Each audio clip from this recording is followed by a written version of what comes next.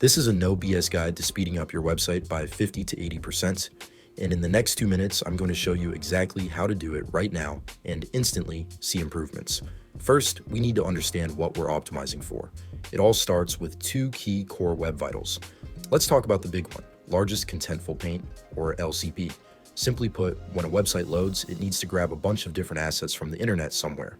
Initially, you'll get the first contentful paint, or FCP, then gradually the web page will load everything, which will be your largest contentful paint. To achieve good performance, Google says your LCP should happen in under 2.5 seconds.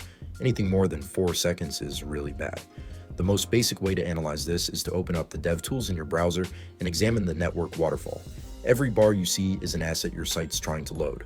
The wider the bar, the slower it loads. That's your bottleneck. The biggest bottleneck in a website is your images. They need to be downloaded and they can really slow down your website. So here's the fix: switch your image to these two formats. Compared to PNG and JPEG, these are 60% lighter on average. The same thing goes for fonts. Stick to only what you need, no more than 2 to 3 weights.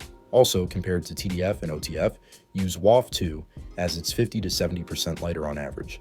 Now, here's how to swap your images and fonts quickly, and as a bonus, I'll show you how to scale them down for more speed. This is a free plugin I use that lets you convert images and fonts at the same time. In addition, it can also resize your images for you. The link is in the description. Obviously, if your image doesn't need to be bigger than 800 pixels wide, don't upload a 4K photo.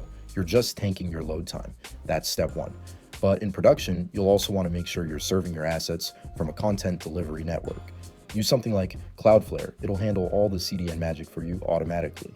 Now, there's at least one more cool optimization we can make. Modern browsers let you preload important assets first. That tells the browser, hey, load this first. Combine that with lazy loading for anything lower on the page, and you've got a killer performance boost. So yeah, we could go deep on a bunch of optimizations, but you just need to understand these 3 things and optimize for them. If this helped, hit subscribe. I'm always breaking down practical stuff like this. Thanks for watching, and I will see you in the next one.